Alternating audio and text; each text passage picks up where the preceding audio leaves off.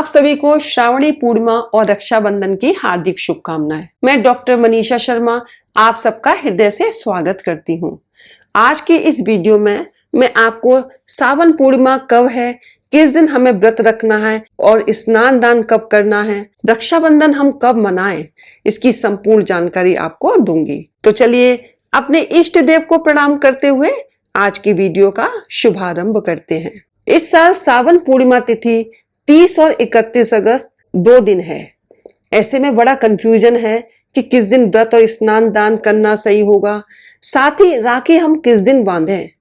तो चलिए आज मैं आपकी इस समस्या का समाधान करती हूँ। हिंदू धर्म में सावन पूर्णिमा बहुत महत्वपूर्ण मानी जाती है क्योंकि इस दिन रक्षाबंधन का त्योहार भी मनाया जाता है। इसे श्रावणी पूर्णिमा भी कहते हैं। पूर्णिमा पर पवित्र नदियों में स्नान किया जाता है। दान, तर्पण और शिव पूजा के लिए श्रेष्ठ तिथि मानी गई है। इस दिन रात्रि में माँ लक्ष्मी की पूजा करने वालों को कभी धन का अभाव नहीं रहता। तो चलिए जानते हैं कि पूर्णिमा तिथि कब शुरू हो रही है।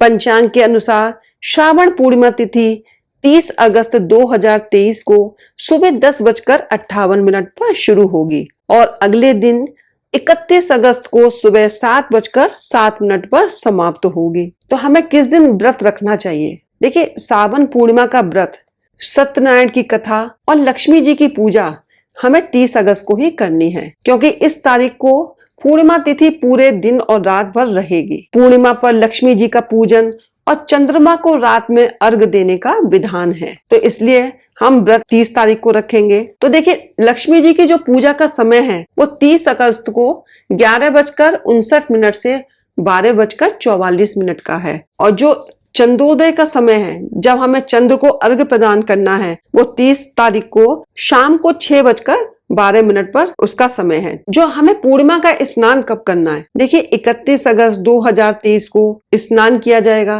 धर्म ग्रंथों के अनुसार पूर्णिमा तिथि पर ब्रह्म मुहूर्त में पवित्र नदी में स्नान करने की परंपरा है। इससे पुण्य फल प्राप्त होता है। तो स्नान दान का जो समय है वो ब्रह्म मुहूर्त में 4:28 से 5:13 का है। तो आप इस तरह से ब्रह्म मुहूर्त में स्नान कर सकते हैं, दान कर सकते हैं। तो देखिए, पूर्णिमा तिथि की पूजा विधि क्या है। सबसे पहले हम ब्रह्म मुहूर्त में उठेंगे, स्नान आदि से निवृत्त होकर पीले वस्त्रों को धारण करेंगे। इसके बाद भगवान सूर्य को अर्घ्य प्रदान करेंगे। अपने मंदिर में आकर के सबसे पहले व्रत का संकल्प लेंगे। लड्डू गोपाल जी का जो विग्रह है या जो आपने शालिग्राम रख रखे हैं उन सब का अभिषेक करेंगे। आप दूध से अभिषेक कर सकते हैं, पंचामृत से अभिषेक कर सकते हैं। इसके बाद आप उनको शुद्ध जल से अभिषेक करेंगे और उसके बाद उनको आप वस्त्र धारण कराएंगे, चंदन का तिलक लगाएंगे, हल्दी का तिलक लगाएंगे, फूलों की माला पहनाइएगा और पीला भोग लगाइएगा, पीले फल रखिएगा,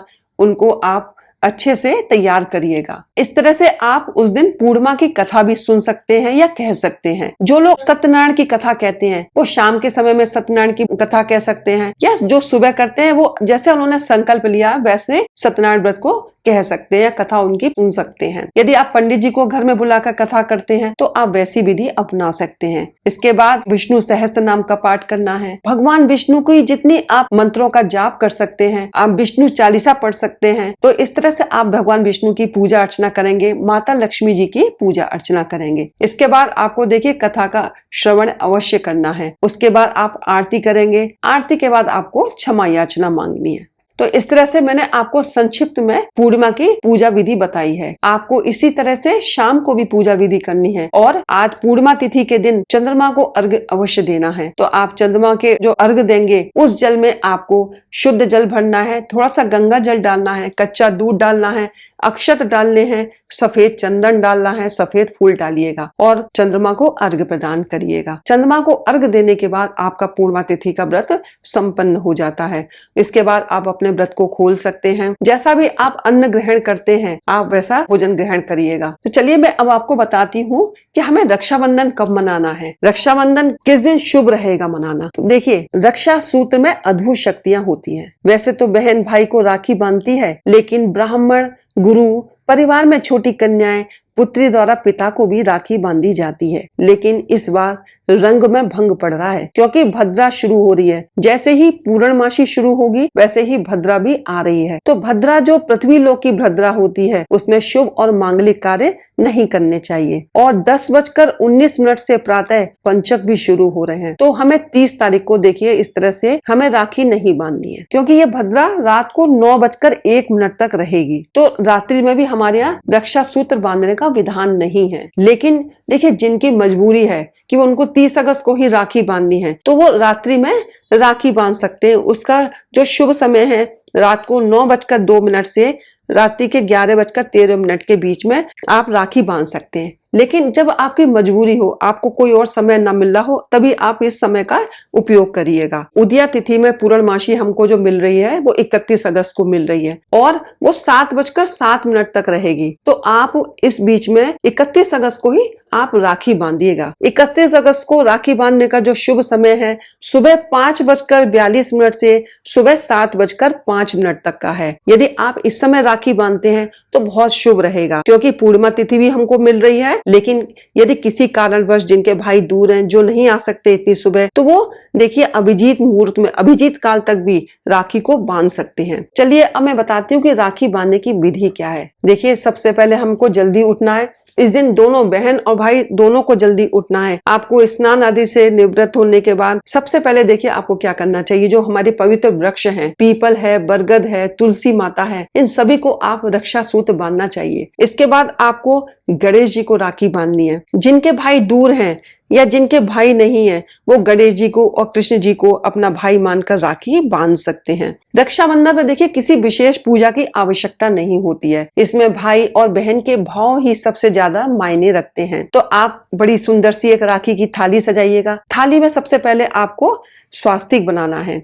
उसमें आप रोली, अक्षत, चंदन, दीपक, नारियल, मिठाई, रक्षा सूत्र रखिएगा, हल्दी और केसर भी रखिएगा। एक नारियल आपको रखना है। तो सबसे पहले इष्ट देव को तिलक लगाइएगा और उनको राखी बांधिएगा। फिर अपने भाई को तिलक लगाइएगा और उनको दाहिनी कलाई पर आप राखी बांधिएगा। फिर भाई का मुंह मीठा कराइएगा। दाहिनी कलाई में जब आप राखी बांधेंगे तो यह मंत्र बोलिएगा, येन बद्धो वली राजा दानवेंद्रो महाबल तेन त्वाम प्रतिवदनामि रक्षे माचल माचल। तो इस मंत्र को बोलते हुए जब आप राखी बांधेंगे तो राखी बहुत ही शुभ परिणाम देती है। तो इस तरह से आपने अपने भाई के राखी बांधी। देखिए जब आप राखी बांध लेंगी तो भाई भी आपको कुछ शगुन में जो भी आपके लिए उपहार लाए हैं वो देंगे और भाई भी अपनी बहन का मुंह मीठा कराएंगे। इस तरह से रक्षाबंधन का त्योहार यहाँ पे संपन्न होता है। लेकिन आपको देखिए रक्षाबंधन वाले दिन 5 काम करिएगा या इन 5 बातों का ध्यान रख सकते हैं। राखी बांधते समय देखिए भाई के हाथ खाली नहीं होने चाहिए। भाई के हाथों में एक नारियल रखिएगा। भाई के हाथ में, इससे लक्ष्मी सदैव बनी रहती है। जब हम श्रीफल देते हैं माँ लक्ष्मी का आशीर्वाद बना रहता है। आपके पास नारियल नहीं है तो कुछ रुपए रखकर भी हाथ में राखी बांध सकते हैं। एक ही नारियल से ही परिवार के सभी सदस्य राखी बंधवा सकते हैं। आज के दिन काले और नीले कपड़ों से परहेज करना चाहिए। राखी बांधते समय देखिए भाई का मुंह पूरब की ओर होना चाहिए और बहन का मुंह पश्चिम की ओर होना चाहिए। जब आप राखी बांधेंगे तो आप 3 गांठ बांधिएगा। देखिए पहली जो गांठ होती है वो भाई की लंबी आयु के लिए होती है और दूसरी जो होती है वो सेहत के साथ होती है, यानी सुख समृद्धि में अपने भाई के लिए कामना करती है बहन। और तीसरी जो गांठ होती है वो रिश्ते की मजबूती के लिए होती है कि भाई बहन का रिश्ता मजबूत बना रहे। इससे क्या होता है, ब्रह्मा विष्णु और महेश का आशीर्वाद भी प्राप्त होता है। तो इस तरह से आप भाई बहन का जो ये पवित्र त्योहार है बहुत अच्छे भाव से मनाइएगा और बहन भाई का संबंध हमेशा मधुर बना रहे, मीठा बना रहे। उनको मीठा खिलाइएगा। मीठा पान भी आप अपने भाई को आज खिला सकते हैं, जिससे कि उन दोनों की वाणी मीठी बनी रहे, संबंध हमेशा मधुर बने रहे। तो इस तरह से आप राखी का पवित्र त्योहार मनाइएगा। तो चलिए आज की इस वीडियो में बस इतना ही। मुझे आशा है कि आज की वीडियो आपको पसंद आई होगी। यदि आपको आज की वीडियो अच्छी लगी हो तो प्लीज लाइक करिएगा, मेरे चैनल को सब्सक्राइब करिएगा, शेयर करिएगा, ताकि आगे आने वाली वीडियोस का नोटिफिकेशन आपको प्राप्त हो सके। तो चलो मिलते हैं अगली वीडियो में कुछ नई जानकारी के साथ। हर हर महादेव, जय भोलेनाथ।